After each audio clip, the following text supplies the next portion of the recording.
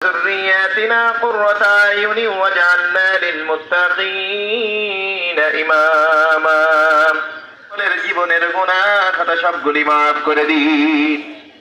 গুনাহে সগীরা কবিরা জাহিরি বাতিল শিরক বেদাত ইচ্ছাই অনিচ্ছাই প্রকাশ্য অপ্রকাশ্য যত গুনাহ করেছি দুনিয়া আর কেউ দেখে নাই কেউ জানে না, আপনি তো সব কিছু দেখেন জানেন মাওলা ইয়া রাব্বাল আলামিন।